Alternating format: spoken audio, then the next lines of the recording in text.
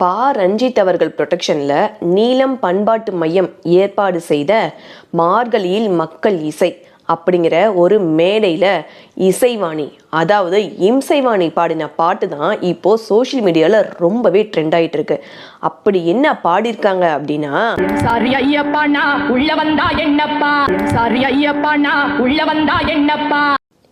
உங்களுக்கு இயேசுதான் பிடிக்கும் அப்படின்னா அங்கே போய் பாடுங்க. யார் உங்களை வேண்டான்னு சொன்னா? யாருமே உங்களை ஐயப்பசாமி கோயிலுக்கு வாமா வாமா அப்படின்னு வெத்தலை பாக்கு வச்சு அழைக்கலையே.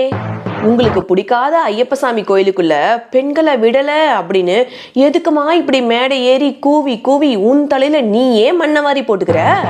அது எப்படிமா இம்சைவாணி? உங்களோட கடவுள் இயேசுனா மட்டும் உங்களுக்கு அப்படியே ஒசத்தியே, எங்க கடவுள் ஐயப்பனா மட்டும் உங்களுக்கு இலக்காரமா? உங்களுக்கு வந்த ரத்தம் எங்களுக்கு வந்தா டொமேட்டோ சாஸா?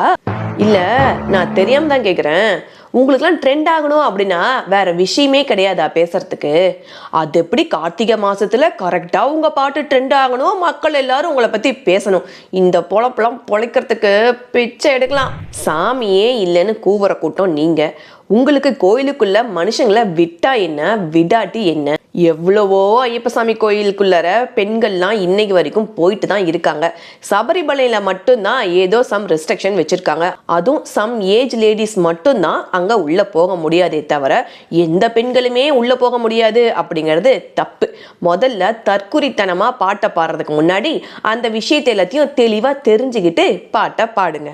பெண்கள் சபரிமலைக்குள்ள போகக்கூடாது அப்படிங்கிறதுக்கு பின்னாடி ஒரு சயின்டிஃபிக் ரீசன் இருக்கு. எதுவுமே தெரியாம நம்ம முன்னோர்கள் இந்த மாதிரியான கட்டுப்பாடுகள் கண்டிப்பா வச்சிருக்கவே மாட்டாங்க. இந்த மாதிரியான விஷயங்கள் எல்லாம் தெரிஞ்சுக்காம அறவேக்காட்டுத்தனமா இம்சவாணி ஏமா எல்லாத்தையும் இப்படி இம்சை பண்ணிட்டு இருக்க? கார்த்திகை மார்கழியில ஐயப்பசாமி கோயிலுக்கு மாலை போட்டாங்கன்னா கறிக்கடை இருக்கிற தெருவுல கூட மாலை போட்டவங்க போக மாட்டாங்க. அப்படி பயபக்தியோட கும்பிடுற ஐயப்பசாமிய நீ இந்த அளவுக்கு இழிவுபடுத்தி பாட்டு பாடியிருக்கியே, உனக்கு என்ன தண்டனை கிடைக்கும்னு தெரியுமா? எப்படா கார்த்திகை மாசம் வரும், குடியும் கும்மாலுமா இருக்க நம்ம புருஷங்க மாலை போட்டு ஒழுக்கமா வீட்டுல புருஷ லட்சணமா இருப்பாங்களே அப்படின்னு வருஷம் ஃபுல்லா இந்த கார்த்திகை மாசத்துக்காகவே காத்திருக்க பெண்கள் எக்கச்சக்கமான பேர் இருக்காங்க. நீ என்னடானா ஐயப்பசாமி கோயிலுக்குள்ளார பெண்களை விடல, பெண் உரிமை அப்படின்னு சொல்லிட்டு மேடை ஏறி தப்பு தப்பா லிரிக்ஸ் எழுதி கூவு கூவுன்னு கூவிட்டு இருக்க. பெண் உரிமை பேசுற உனக்கு நாட்டுல ஐயப்பசாமி கோயிலுக்குள்ள மட்டும்தான் பெண்களை விடலன்னு உனக்கு தெரியுதே தவிர பெண்களுக்கு நாட்டுல எவ்வளவோ விஷயங்கள் நடக்குது. அப்பெல்லாம் இம்சைராணி நீங்க எங்க போயிட்டீங்க?